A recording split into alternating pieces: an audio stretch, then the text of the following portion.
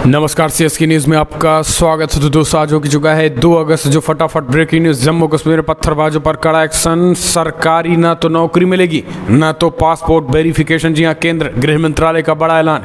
दूसरी बड़ी अपडेट निकल के आ रही है। भारत ने संभाली बड़ी जिम्मेदारी, अध्यक्षता करेंगे प्रधानमंत्री मोदी। मिल गया है यूएन की कमान। जी हाँ, वीटो पावर। 9 अगस्त को प्रधानमंत्री मोदी अध्यक्षता करेंगे, भारत के पहले प्रधानमंत्री होंगे। तीसरी बड़ी अपडेट में आपको बताएंगे।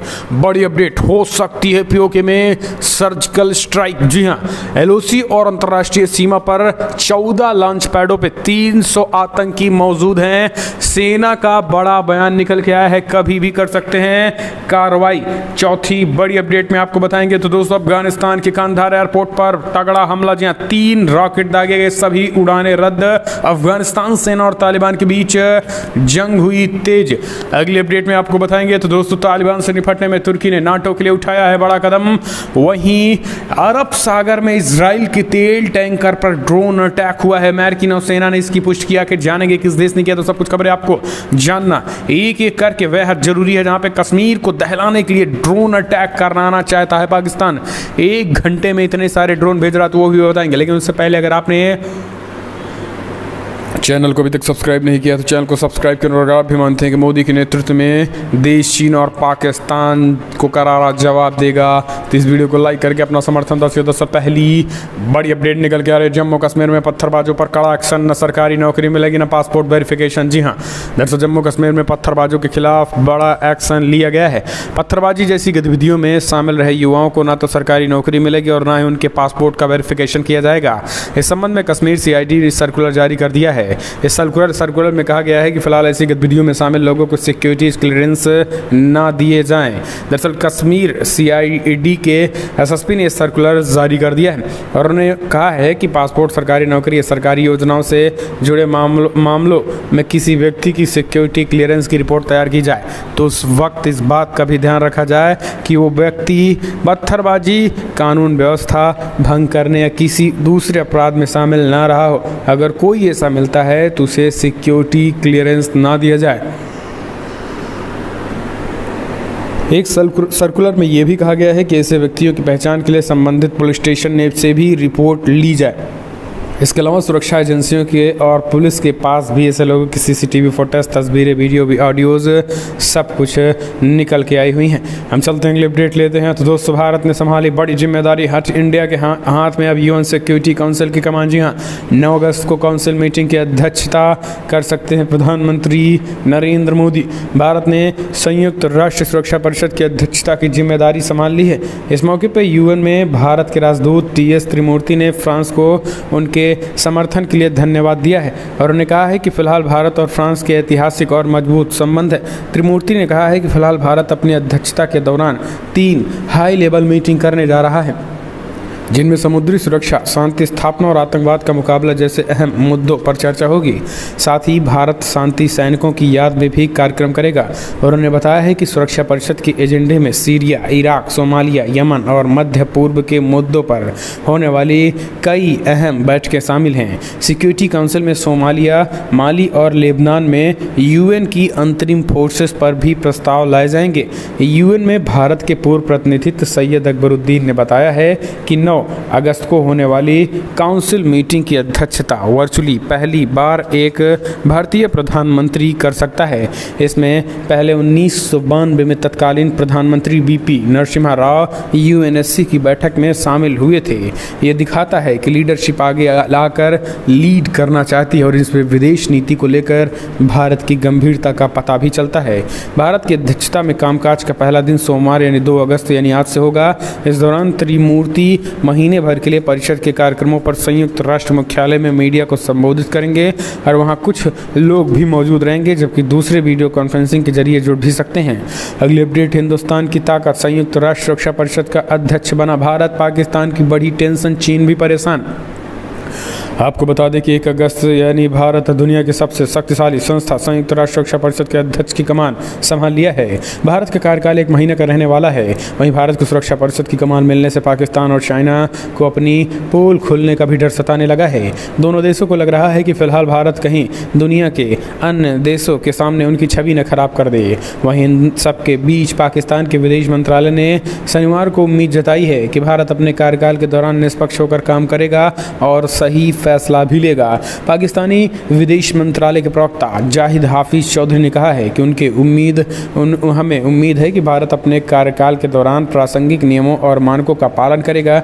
इसके अलावा पाकिस्तान ने एक बार फिर से जम्मू कश्मीर का भी जिक्र कर दिया है। पाकिस्तान ने कहा है कि भारत को अध्यक्ष बनने का अर्थ ये भी है कि पाकिस्तान जम्मू कश्मीर के मुद्दे को इस मंच पर नहीं उठा सकेगा। भारत का पहला कार्यकारिणी दिवस सोमवार 2 अगस्त को होगा। इस दौरान वो 3 प्रमुख क्षेत्रों समुद्र सुरक्षा, शांति रक्षा और आतंकवाद को रोकने संबंधी विशेष कार्यक्रमों की मेजबानी करने के लिए तैयार है। यूएन में भारत के स्थायी प्रतिनिधित्व राजदूत टी एस त्रिमूर्ति ने बातें कही, हमने आपको बताया। हम चलते हैं अपडेट लेते हैं। तो दोस्तों फिर होगी सर्जिकल स्ट्राइक। उलेसी पर अंतर्राष्ट्रीय सीमा के पार 14 लॉन्च पैड पर 300 आतंकी मौजूद हैं। आपको बता दें सेना कभी भी कर सकती है एयर स्ट्राइक। दरअसल आपको बता दें नियंत्रण रेखा एलओसी पे पाकिस्तान द्वारा आतंकी शिविरों को फिर से सक्रिय करने और अलबद्र संगठन फिर से खड़ा होने के साथ आने वाले हफ्तों में जम्मू कश्मीर में आतंकी गतिविधियों में वृद्धि की उम्मीद है। सरकारी सूत्रों ने कहा है कि नियंत्रण रेखा के पार 225 से 250 आतंकवादी अंतर्राष्ट्रीय सीमा पर अतिरिक्त 340 आतंकवादी मौजूद हैं। 14 लॉन्च पैड में आतंकियों की पहचान की गई है। तंगधार, नौगाम, उरी, पुंछ, पल्वालम क्षेत्रों के 1 लॉन्च पैड है। मचल, कृष्णा घाटी और नौशेरा क्षेत्रों में 2-2 और बींगर गली में 3 लॉन्च पैड है और यहाँ संभावित घुसपैठ के रास्ते भी जाने जाते हैं। अधिकांश आतंकवादी पीर पंजाल पहाड़ियों के उत्तर में लॉन्च पैड में हैं। उनकी संख्या 150 से 165 के बीच है। पीर पंजाल पहाड़ियों के दक्षिण में 75 से 85 क्षेत्र हैं, बाकी अंतर्राष्ट्रीय सीमा के पार हैं। अगली अपडेट, अफगानिस्तान के कंधार एयरपोर्ट पर आतंकी हमला, तालिबानियों ने किया हमला। कंधार हमला में 3 रॉकेट दागे गए, सभी उड़ानें रद्द। अफगान सेना और तालिबान के बीच जंग हुई तेज। दरअसल अफगानिस्तान के कंधार एयरपोर्ट पर रॉकेट से हमला हुआ है। मीडिया रिपोर्ट्स के मुताबिक एयरपोर्ट पर 3 रॉकेट दागे गए हैं। इनमें से 2 रनवे पर गिरे और ब्लास्ट हो गए।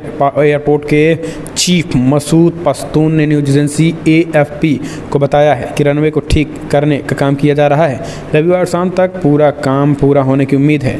शनिवार देर रात हुए इस हमले में किसी की जान जाने की खबर नहीं है। हमले के बाद सभी उड़ानें रद्द कर दी गई हैं। हमले के पीछे तालिबान का हाथ माना जा रहा है क्योंकि ये हमला ऐसे समय में हुआ है जब तालिबान के लड़ाकों ने हेरात, लश्कर गाह और कंधार को चारों तरफ से घेर रखा है। फिलहाल कंधार में उनके अफगान सुरक्षा बलों के संग जंग जारी है। कंधार अफगानिस्तान का दूसरा सबसे बड़ा शहर है। यहाँ के हवाई अड्डों का उपयोग अफगानिस्तान की सेना को हथियार और रसद भेजने के लिए भी किया जाता है। इसलिए तालिबान इस एयरपोर्ट पर कब्जा का अफगान सेना को मिलने वाली मदद को रोकना चाहता है। पिछले 2 हफ्तों से तालिबान ने इन इलाकों में हमले बढ़ा दिए हैं। अगली अपडेट, तालिबान से निपटने में तुर्की ने नाटो के लिए उठाया ये बड़ा कदम। जी हाँ, दरअसल तालिबान की बढ़ती ताकत के बीच नाटो अफगानिस्तान के सैनिकों को तुर्की में ट्रेनिंग मुहैया करा रहा है। मिशन खत्म होने के बाद अफगानिस्तान के सैनिकों के लिए नाटो का अफगानिस्तान के बाहर ये पहला सैन्य प्रशिक्षण कार्यक्रम है। अंकारा से मिली जानकारी के मुताबिक अफगानिस्तान स्पेशल फोर्सेस के सदस्यों को बुधवार को ट्रेनिंग कोर्सेज के लिए तुर्की भेजा गया है। माना जा रहा है कि अफगानिस्तान के बाहर सैनिकों का नियमित ट्रेनिंग कार्यक्रम चल रहा है। इस बीच ब्रसेल्स में नाटो के एक प्रवक्ता ने आर्मी ट्रेनिंग कार्यक्रम शुरू होने की पुष्टि की, लेकिन सुरक्षा कारणों से स्थानीय फिर अन्य विवरण पर कोई टिप्पणी नहीं की है। आपको बता दें, डेली सभा ने नाटो प्रवक्ता के हवाले से कहा है कि फंड के साथ राजनीतिक सहयोग अफगानिस्तान को मुहैया कराया जाता रहेगा। देश के बाहर अफगान सैनिकों को ट्रेनिंग के साथ अफगानिस्तान सरकार को सहयोग जारी रहेगा।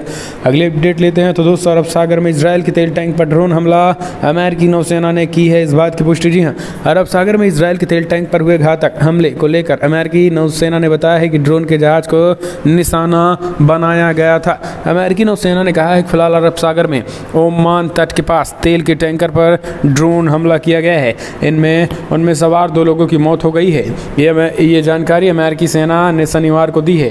दरअसल तेल टैंकर मर्सर्स स्ट्रीट पर गुरुवार रात को हुआ हमला ईरान के साथ उसका परमाणु समझौते टूटने को लेकर उत्पन्न तनाव के चलते क्षेत्र में व्यावसायिक नौवहन पर कई वर्षों बाद पहला घातक हमला हुआ है।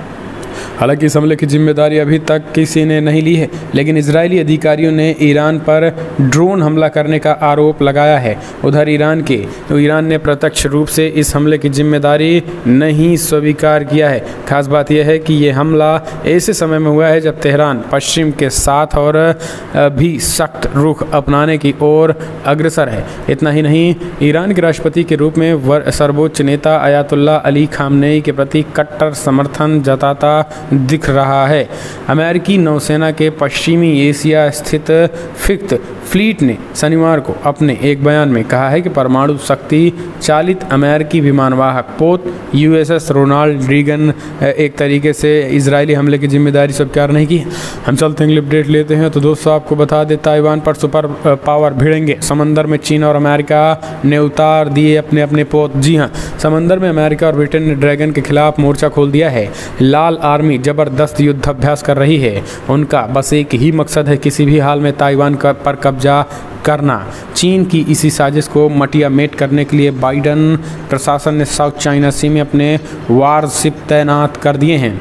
चीन और अमेरिका की बात करें तो युद्ध तेजी के साथ चल रहा है। इस बीच चीन और अमेरिका ने बड़ा ऐलान भी कर दिया है ड्रैगन के खिलाफ। उन्होंने मोर्चा खोलते हुए ये कह दिया है कि किसी भी सिचुएशन में इस बार चीन को ताइवान की तरफ घुसने नहीं दिया जाएगा। दरअसल साउथ चाइना सी हो या फिर तमाम जगहों पर चाइना के खिलाफ ताबड़तोड़ हमले की तैयारी जारी है और इसी तैयारी के बीच चाइना अब घिरता नजर आ रहा है।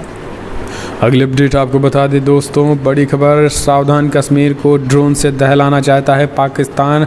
1 घंटे में भेज दिए हैं इतने सारे ड्रोन। जी हाँ, समझिए इस बात को। दरअसल आपको बता दें कि जम्मू कश्मीर में लगातार पाकिस्तानी ड्रोन देखे जा रहे हैं। इस बात के संकेत मिलते हैं कि आतंकवादी इस बार ड्रोन के जरिए आतंकी साजिश को अंजाम देने की फिराक में है। जम्मू में रात के अंधेरे में एक बार फिर से संदिग्ध ड्रोन देखे गए हैं। सांबा में 2 संदिग्ध ड्रोन देखे जाने के कुछ घंटों के भीतर शनिवार रात जम्मू के डुमाना इलाके में भी स्थानीय लोगों ने एक संदिग्ध ड्रोन को देखा है। यहाँ के एक स्थानीय युवक ने अपने मोबाइल फ़ोन में इस संदिग्ध ड्रोन का पलक झपकते ही वीडियो बना लिया।